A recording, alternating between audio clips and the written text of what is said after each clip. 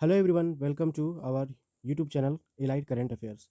दोस्तों, आज है 29 फरवरी 2024 और आज के जितने भी इंपॉर्टेंट क्वेश्चन बनते हैं वो हम इस वीडियो में डिस्कस करेंगे। अगर वीडियो अच्छा लगे तो चैनल को सब्सक्राइब कीजिएगा और वीडियो को ज़्यादा से ज़्यादा अपने दोस्तों के साथ शेयर कीजिएगा। तो चलिए देखते हैं आज का करंट अफेयर का पहला क्वेश्चन। फर्स्ट क्वेश्चन है, लोकपाल का नया अध्यक्ष किसे नियुक्त किया गया है? तो इसके चार ऑप्शन दिए गए हैं। जो भी राइट आंसर होगा, आप अगर आपको पता है तो आप कमेंट में करके मुझे बता सकते हैं। तो आइए जानते हैं इसका राइट आंसर क्या होगा। तो राइट आंसर होगा option number A, Ajay Manikrao Khanwilkar. तो जी हाँ, ये हमारे पूर्व न्यायाधीश रह चुके हैं। तो केंद्र सरकार ने अभी हाल ही में सुप्रीम कोर्ट के पूर्व न्यायाधीश न्यायमूर्ति अजय मानिकराव खानविलकर को भ्रष्टाचार विरोधी लोकपाल का अध्यक्ष नियुक्त किया है। तो ये इंपॉर्टेंट बनेगा, आप इनको जरूर याद रखिएगा। ये इनकी तस्वीर है। न्यायमूर्ति खानविलकर कार्यालय में प्रवेश करने की तारीख से अगले 5 साल की अवधि तक या फिर उनकी एज 70 साल होने तक ये इस पद पर कार्यरत रहेंगे। न्यायमूर्ति खानविलकर कार्यालय में प्रवेश के साथ 70 साल तक ही रहेंगे। 2013 में इनको बॉम्बे हाई कोर्ट के अस्थायी न्यायाधीश के रूप में इनकी पुष्टि की गई थी। आई होप सारे फैक्ट क्लियर होंगे। चलिए देखते हैं नेक्स्ट क्वेश्चन। हाल ही में अंतर्राष्ट्रीय खगोलीय संघ IAU द्वारा कितने चंद्रमाओं की पुष्टि की गई है?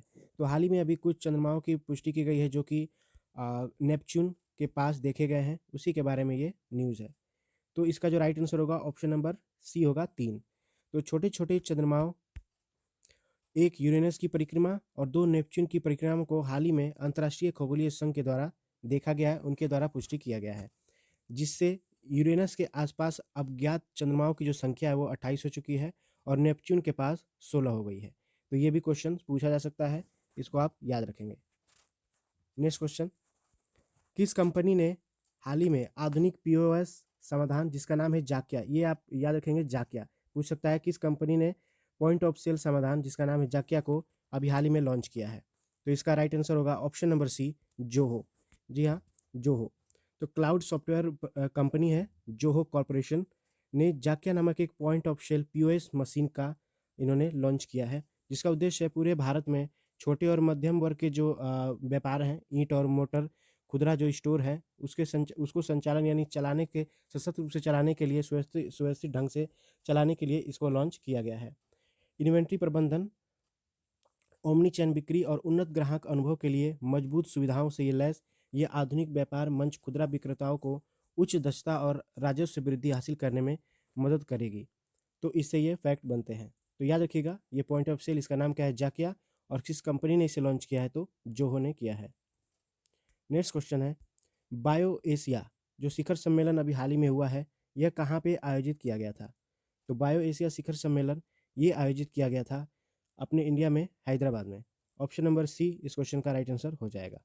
तो आइए कुछ फैक्ट जानते हैं। और ये भी पूछ सकता है इसका कौन सा एडिशन था। तो इस बार इसका 21st एडिशन था, तो ये भी आप याद रखेंगे। तो एशिया के प्रमुख जैव प्रौद्योगिकी और जीवन विज्ञान सम्मेलन बायो एशिया का 21वां संस्करण कब किया गया? ये भी पूछ सकता है। तो 27 फरवरी को किया गया। ये हाँ 2024 कर लीजिएगा। वार्षिक कार्यक्रम के अग्रणी वैश्विक वैज्ञानिक शोधकर्ताओं, राजनेताओं और उद्योग कप्तानों की भागीदारी देखी जाती है, जो नवीनतम विकास और भविष्य के अवसरों पर चर्चा करते हैं। वार्षिक कार्यक्रम में तेलंगाना सरकार द्वारा 2003 में शुरू की गई प्रमुख पहल यह फार्मा दिग्गजों से लेकर स्टार्टअप तक विविध हितधारकों को एक साथ लाने वाले वैज्ञानिक अनुसंधान और व्यवसाय के चौराहे पर एक अग्रणी विचार विनिमय मंच बनाई गई है। वर्तमान शिखर सम्मेलन का विषय जो था, थीम क्या था, ये भी पूछ सकता है। तो इस बार का जो बायो एशिया समिट का जो थीम था वो डेटा और AI के साथ जीवन विज्ञान में परिवर्तन है, ये याद रखिएगा, इसकी थीम थी इस बार की। अगला क्वेश्चन है, हाल ही में अदानी समूह ने अपनी घरेलू गोला बारूद और मिसाइल उत्पादन सुविधा का अनावरण कहाँ पर किया है? ये भी इंपॉर्टेंट क्वेश्चन बन सकता है दोस्तों। तो इसका जो राइट आंसर होगा वो होगा अहमदाबाद।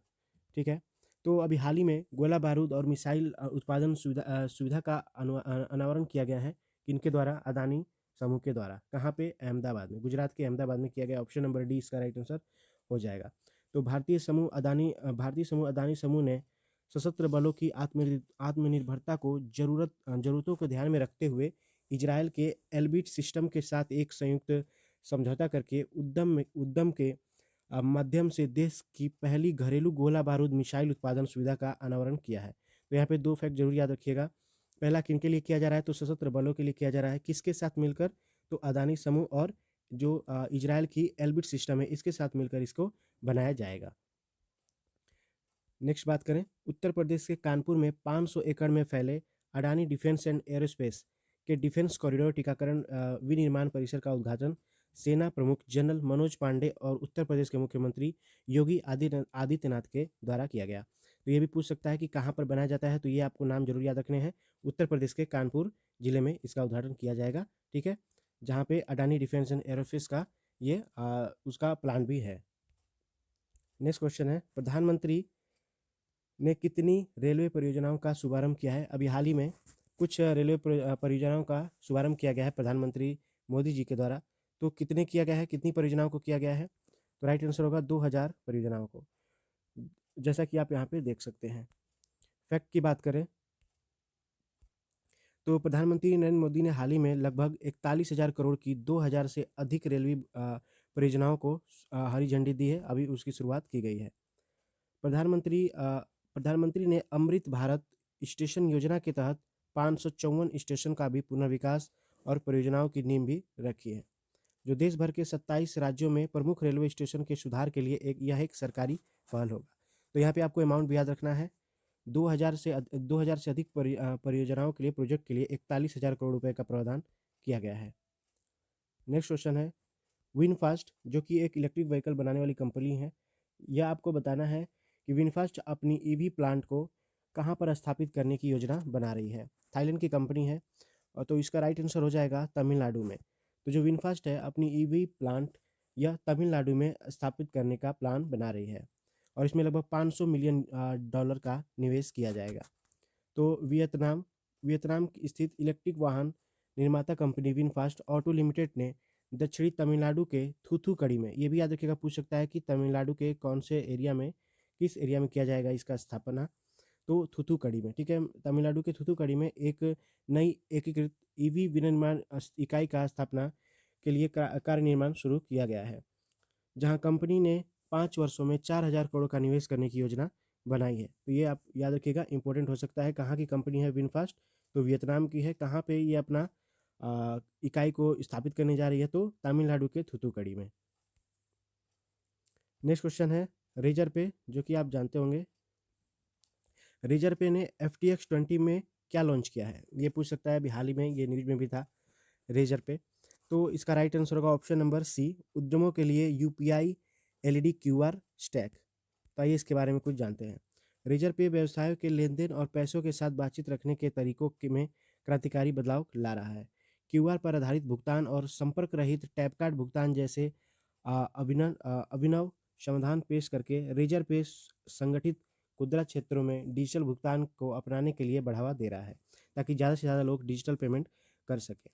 भारत में 27 मिलियन स्टैटिक QR कोड और 10 मिलियन से अधिक साउंड बॉक्स लगा दिए गए हैं रेजर पे के द्वारा। तो ये भी आपको जरूर याद रखना है।